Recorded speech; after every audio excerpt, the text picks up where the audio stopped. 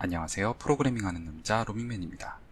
이번 시간에는 백준에서 파이썬 입력받는 방식에 대해서 조금 말씀을 드릴 거고요. 지금까지 있었던 Q&A 그리고 몇 가지 영상들에서 오류들이 있었는데 그런 것들에 대해서 정정하도록 하겠습니다. 기존에 입력받는 방식은 다음과 같이 제가 사용을 했었는데요. 제 영상을 지금까지 계속 보신 분들이라면 아마 잘 아실 것 같습니다.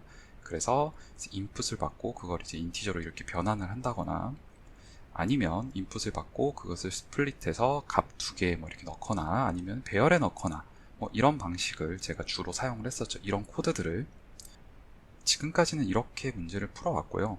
전혀 문제가 없었습니다. 그러면 이게 뭐가 문제인지 하나씩 한번 살펴보도록 할게요. 첫 번째는 이 함수입니다. input이라는 함수인데요. input이라는 함수는 아무래도 조금 추상화되어 있어서 좀 더 기능이 많고 대신에 속도가 조금 느리다는 그런 단점이 있습니다. 따라서 이런 방식을 사용하게 될 때 input이라는 함수를 사용해서 인풋을 받게 되면은 문제에 따라서 인풋이 많은 경우, 지금까지 생각을 해보시면 제가 푼 문제들은 인풋이 많은 문제는 아니었습니다. 인풋은 적고 그 안에서 계산이 많았던 것이죠. 근데 문제에 따라서는 인풋 자체가 많을 수도 있어요. 근데 인풋 자체가 많으면 이 input이라는 함수를 쓰게 되면은 시간 초과가 발생하게 됩니다. 또 하나의 문제점은 이 x인데요. 사실 이거는 엄청나게 큰 문제라고 할 거는 아닙니다.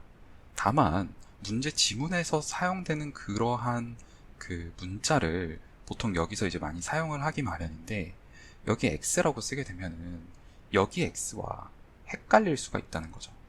따라서 표현을 이렇게 하는 것 자체가 별로 그렇게 썩 좋은 표현은 아니라는 뜻입니다. 자, 그러면 앞으로는 어떤 식으로 할 것인지 말씀을 드리도록 하겠습니다. 앞으로는 이런 식으로 입력을 받도록 하겠습니다. sys를 임포트 해주신 다음에 sys의 stdin, 그러니까 스탠다드 인풋으로부터 받는데 라인을 한 줄씩 있는데 오른쪽에 rstrip을 해준다. 여기까지가 결국은 input 괄호 열고 괄호 닫고랑 대응한다고 보시면 돼요. rstrip을 해주는 거는 리드라인을 하게 되면은 맨 오른쪽에 계획 문자가 섞여 있을 수가 있어서, 그래서 rstrip이라는 이 함수를 호출을 해주는 거고요. 그럼 이제 계획 문자가 사라져서 인풋이랑 똑같다고 보시면 됩니다. 결국은 이렇게 노란색으로 제가 표시한 부분이 input 가로 열고 가로 닫고와 대응한다고 보시면 되는 것입니다. 물론 정확하게 이 노란색 부분이 input 가로 열고 가로 닫고 input 함수와 똑같이 대응하는 것은 아닙니다. 다만 백준 문제를 푸는 데 있어서는, 그리고 여러 가지 문제들을 푸는 데 있어서 인풋을 이렇게 받으면 실질적으로 거의 동일한 기능을 한다고 생각하시면 됩니다. 그리고 더 빠르고요. 자, 두 번째는 여기 밑에 두 개는 같은 겁니다. 이 노란색 하이라이트한 부분은 그냥 인풋 열고 닫고라고 생각하시면 돼요. 결국은 이 두 개 줄도 제가 맨날 사용하던 그 int x for x in 이렇게 해서 스플릿 하는 것과 동일한 문장이라고 생각을 하시면 됩니다. 장점은 x라는 변수를 사용하지 않아서 모호성을 없앤다는 것에 있죠. 그래서 다시 말씀드리지만 저는 앞으로 이런 식으로 입력을 받을 거예요. 그래서 이 입력 방식을 이건 뭐 외울 수밖에 없겠죠. 그래서 import sys std sys.std.readline 가로 열고 가로 닫고 rstrip 여기까지 그냥 외우시고요. 여기 이것도 그냥 많이 계속 쓰이는 거니까 외우시길 바랍니다. 자, 그러면 Q&A 시간을 가져보도록 하겠습니다. 자, 첫 번째로는 다른 언어로 풀어달라는 요청이 많으셨는데 현재는 제가 그럴 계획이 없습니다. 왜냐면 저도 이제 한정된 시간을 활용을 해서 이 영상을 촬영하고 편집하고 하고 있는데 최대한 많은 문제를 푸는 게 목표이기 때문에 일단은 다른 언어로 푸는 거에 대해서는 계획이 없고요. 다만 다른 언어를 사용하시는 분들이 보더라도 큰 문제가 없게끔 파이썬에 특화된 문법을 최대한 지향하려고 합니다. 그리고 이제 파이썬을 안 해보신 분도 아마 보면 아실 텐데 파이썬 문법 그냥 보면은 거의 수도 코드랑 비슷한 느낌이 나요. 그래서 이 코드를 보고 C나 뭐 다른 언어로 아니면 뭐 자바스크립트, 자바로 충분히 바꿀 수 있다고 생각을 하기 때문에 제가 최대한 파이썬 특화 문법은 사용을 안 할 생각이고요. 그리고 혹시라도 사용을 하게 된다면은 이제 그 부분에 대해서는 이제 따로 말씀을 드려서 다른 언어라면은 뭐 이런 식으로 했어야 된다라는 식으로 제가 말씀을 드릴 거예요. 그래서 일단 현재로서는 다른 언어 풀이는 생각을 하지 않고 있고요. 그리고 백준 같은 경우에는 정답을 제출하면은 다른 언어의 풀이를 열람하실 수가 있어요. 그래서 파이썬으로 된 걸 한번 내보시고 그다음 다른 언어 풀이를 열람을 하시는 식으로 해서 푼다고 하더라도 큰 문제는 없을 거라고 생각합니다. 두 번째로는 다른 사이트, 예를 들면 리트코드 이런 것들에 대해서 풀이를 해달라는 그런 요청들이 있었는데요. 이건 영상 제작 계획이 있는데요. 다만 현재 문제 저작권에 대해서 검토가 필요합니다.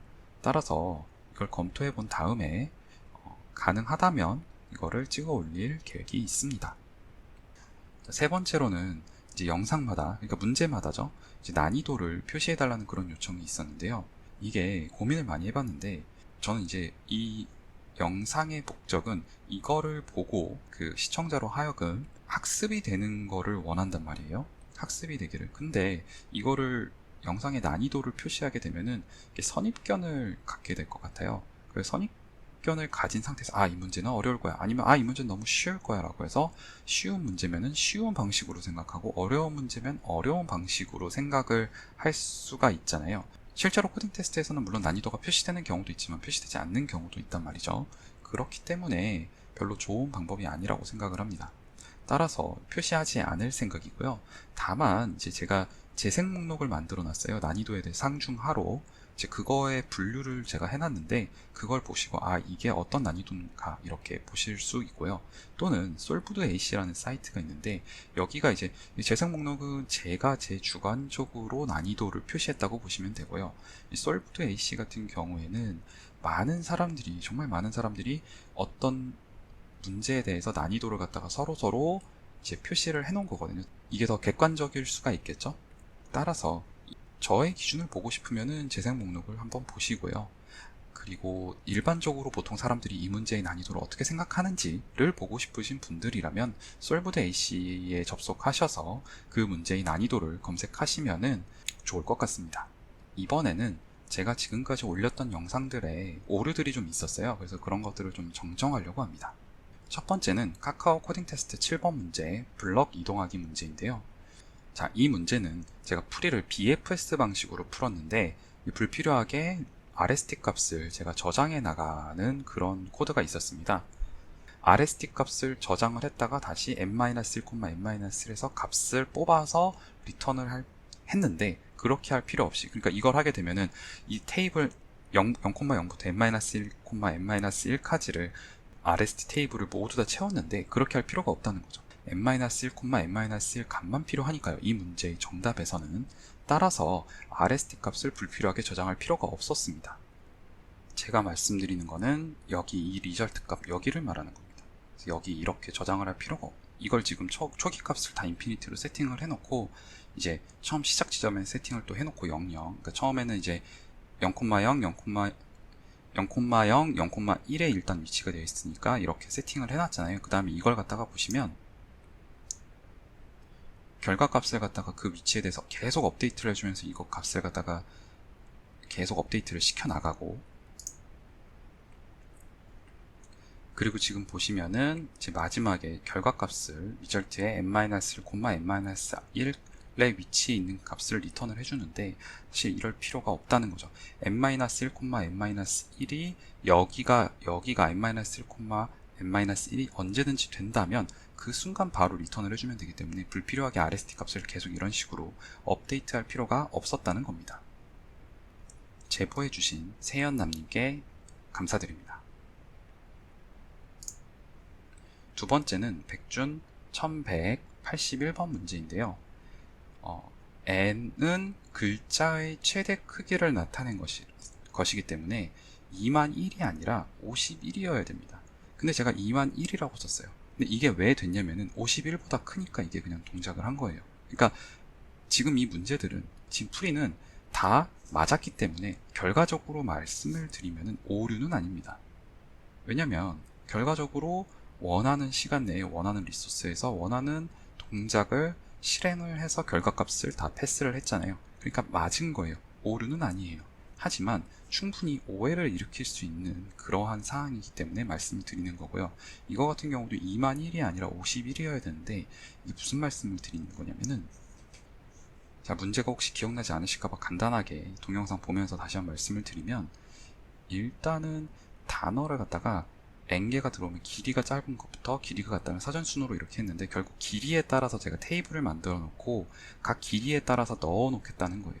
그러니까 길이는 지금 최대 50을 넘지 않는다고 했잖아요. 그 길이에 따라서 테이블을 만드는데, 지금 길이에 따라서 만든 테이블이 ARR인데 그 각각에는 또 셋을 넣어놓고요. 왜냐면 같은 거는 또 중복은 없애니까. 따라서 ARR에는 길이만큼의 셋이 존재해야 되는데, 길이만큼이 아니라 이게 51이 돼야 되는 거죠. 그러니까 2만 1이 아니라 51이 돼야 된다는 거예요. 그러니까 여기서 이 n은 단어의 개수인데 제가 이걸 잘못 본 거죠. 50을 넘지 않으니까 50을 생각을 해서 51이 돼야 되는데 제가 이건 잘못 쓴 겁니다. 물론 더 큰 수를 넣었기 때문에 문제가 되진 않고 정답이 되었어요. 하지만 충분히 이 영상을 보시는 분들 입장에서는 오해할 소지가 있기 때문에 제가 이렇게 정정합니다. 제보해주신 진영손님께 감사드립니다. 이번 영상은 여기까지입니다. 시청해주셔서 대단히 감사합니다.